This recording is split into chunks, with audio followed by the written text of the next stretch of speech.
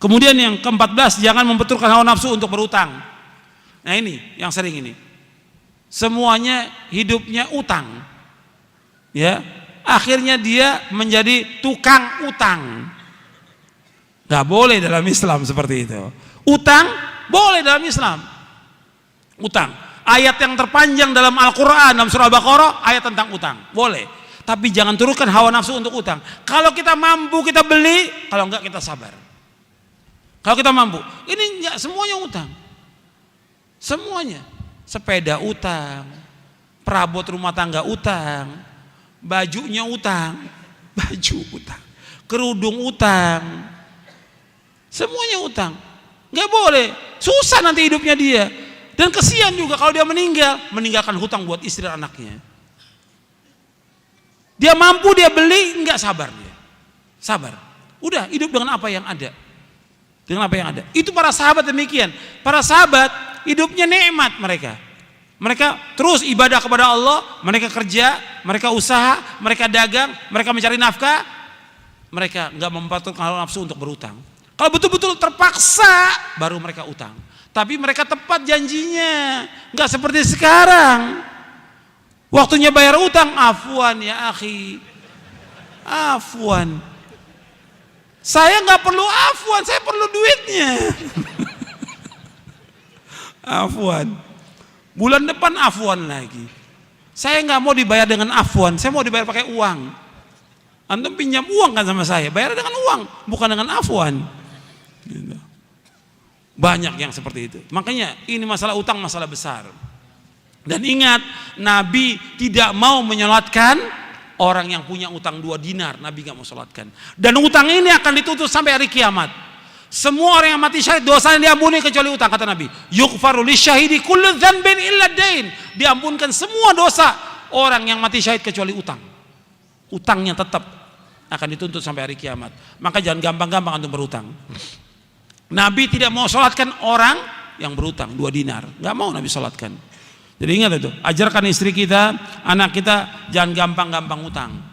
Dan orang kalau sudah berutang, kalau berbicara mesti bohong. Kalau berjanji mesti menyalahi janji. Ini sabda Nabi. Orang kalau sudah berutang, kalau ngomong mesti bohong.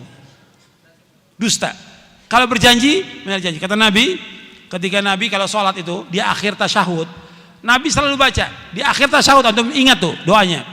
Allahumma inni a'udzubika min adzabi jahannam wa min adzabil qabr wa min fitnatil mahya wal mamat wa min syarri fitnatil masiihid dajjal. Allahumma inni a'udzubika minal ma'thami wal maghrami. Yang terakhir ini, Allahumma inni a'udzubika minal ma'thami wal maghrami. Ya Allah, aku berlindung kepada Engkau dari dosa dan utang. Aisyah bertanya, Rasulullah, kenapa engkau banyak berdoa kepada Allah berlindung dari dosa dan utang? Apa kata Nabi? Innar rajula idza gharima hadatsa fakadzaba wa wa'ada fa akhlafa. Sesungguhnya apabila seorang itu dia utang, maka dia berbicara mesti dusta, mesti bohong. Kalau berjanji mesti dia menyalahi janji. Dan ini kenyataan. Dan ini tanpa kecuali yang seperti ini. Yang orang awamnya, yang penuntut ilmunya, yang ustadznya. Ini nggak benar yang seperti ini. Harus diperbaiki lagi. Akhlaknya diperbaiki lagi. Gitu. Kalau utang harus bayar. Kalau kita sudah janji sepekan, sebulan, 2 bulan bayar. Kalau 2 bulan sudah kita usaha untuk bayar, kita nggak mampu bayar, kita bilang datang kepada orangnya. Maaf, saya ini sudah usaha, ikhtiar, tapi saya belum mampu untuk bayar. Ngomong kepada orangnya, ngomong. Dan orang yang mengutangkan, dia harus memberikan tempo. Wa in kana dzu usratin fanadhiratun ila maisarah wa anta saddaqu khairul lakum in kuntum ta'lamun, kata Allah dalam surah Al-Baqarah. Kalau orang yang punya kesulitan gak mampu bayar, kamu berikan tempo sampai dia lapang. Kalau kamu sedekah kepada dia lebih baik, kata Allah.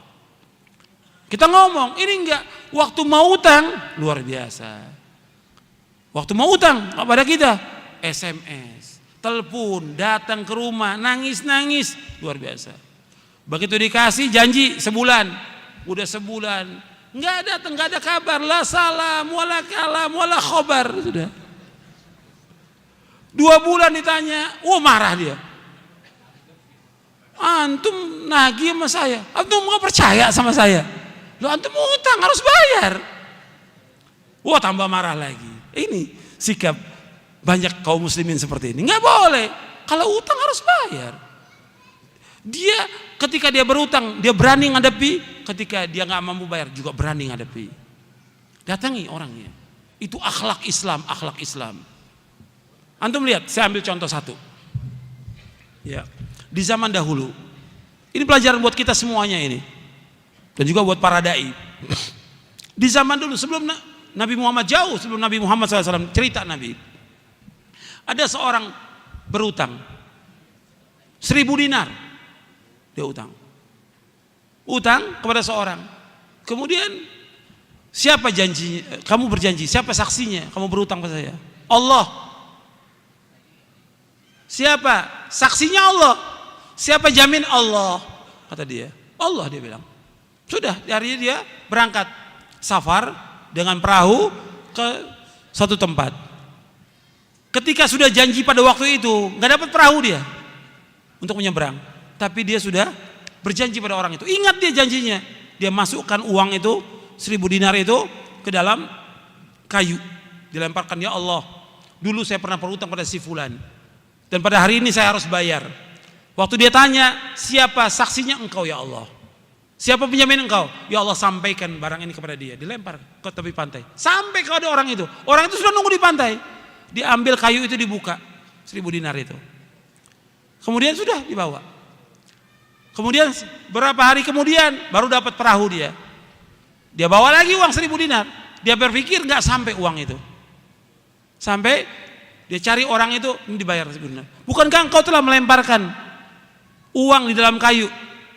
Saya katakan kepada engkau, saya nggak dapat perahu waktu itu. Nah sekarang saya bayar. Mau bayar 2 kali.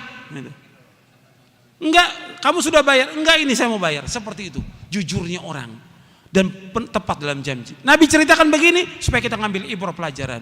Tapi banyak orang yang nggak ambil pelajaran seperti itu. Hatta kita di mana bisa kita bayar utang? Mudah sekarang ini. Jangan alasan saya kan keluar kota, saya sakit. Bisa. Kalau memang kita jujur, waktu bayar utang kita bayar. Kalau nggak mampu, kita telepon orang itu. Kita kirimin surat bahwa kita belum mampu untuk bayar. Itu ajaran Islam dan itu akhlak yang mulia.